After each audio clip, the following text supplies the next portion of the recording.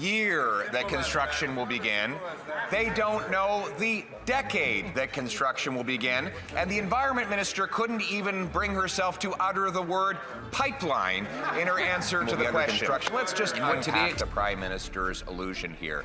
He's telling the Keep It in the Ground caucus of the Liberal Party that they just need to be quiet because there won't be a pipeline anyway. What he will do is delay it for several years until after a prospective election during which he can dangle a possible pipeline in front of the people, but after which he can hand veto power that is not in the Constitution over to the BC NDP Premier, who will block the thing from ever happening. Ohio, the Honourable Isn't it true?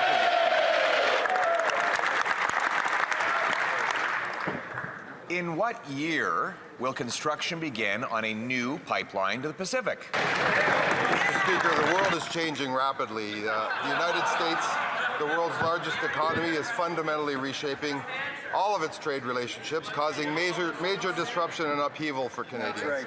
It's time to transform our economy from one that is reliant on a single trading partner to one that is stronger, more self-sufficient, and resilient to global shocks. To these ends, Canada and Alberta share the same ambitions: diversify our export markets, make Canada an energy superpower, and build a stronger, cleaner, more independent, more competitive economy. All right, you can't tell us the year in which construction will begin. Can you tell us in what decade will construction begin on a new pipeline to the Pacific? Mr. Speaker, today is a really important day because we are taking important steps forward on cooperative federalism.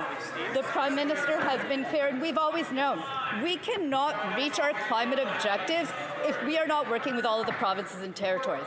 Today, Alberta has committed to work with us on clean electricity regulations. They've committed in this agreement to work towards a stronger industrial carbon price. They have committed to work with us on methane regulations. Those are important steps forward for Canada to move towards its climate objectives, and we will keep doing that. They don't know the year that construction will begin.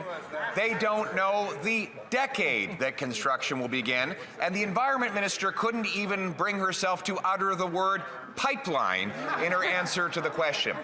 And what today's deal allows a proposal for a pipeline to go to an office in 7 months, which will then be studied for 2 years, after which the Prime Minister will give a pipeline veto to the BC NDP Premier, who's already said he's against. Isn't this pipeline going to be built in the year never? Mr. Speaker, this is a big, large, great, grand day for Canada. Our government has reached an important MOU with Danielle Smith, the Premier, and the province of Alberta that creates an energy transition in all aspects of energy. It sets the stage for an industrial transformation.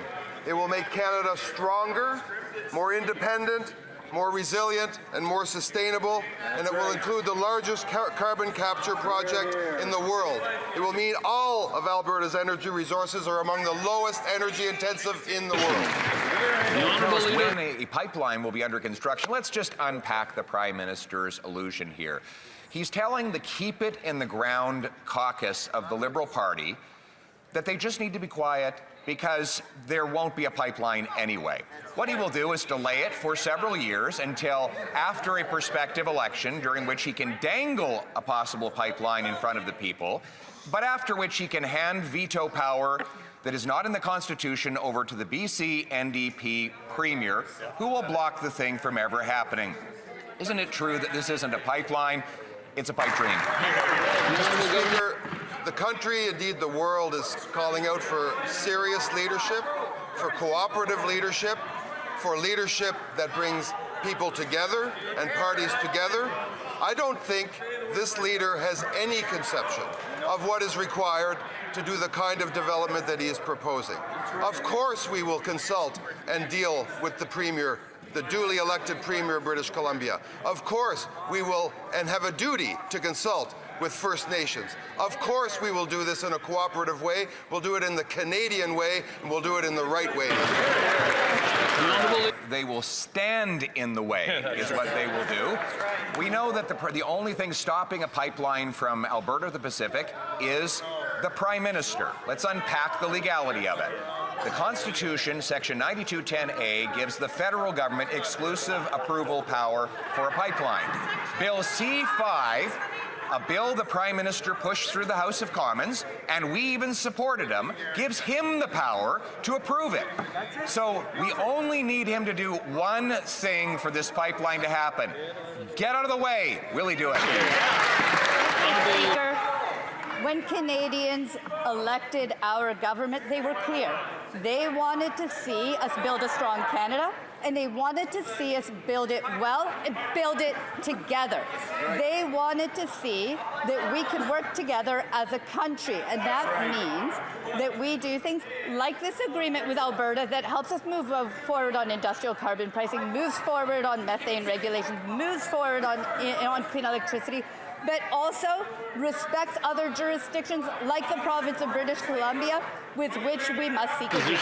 Well, she accidentally told the truth, Mr. Speaker. She didn't say that it moves forward on a pipeline. She said it moves forward on an industrial carbon tax. A carbon tax that will increase the cost of everything it takes to build a home, so it's a tax on homes.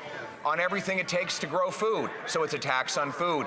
It's a tax that drives production out, paychecks down, and the cost of living up. Meanwhile, it does not move forward with a pipeline. We as Conservatives believe in clearing the way to get pipelines built. In other words, we would build a pipeline without a carbon tax. They would build a carbon tax without a pipeline.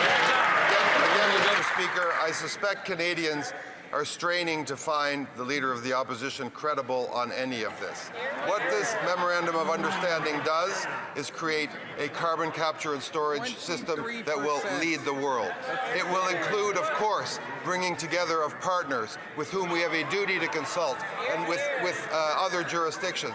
It will create jobs in the electrical system. It will create construction jobs. It will create opportunity across Western Canada, Mr. Speaker, but most importantly will make Canada an energy superpower. Why can't the Leader of the Opposition see that? L'honorable député de Belleuil.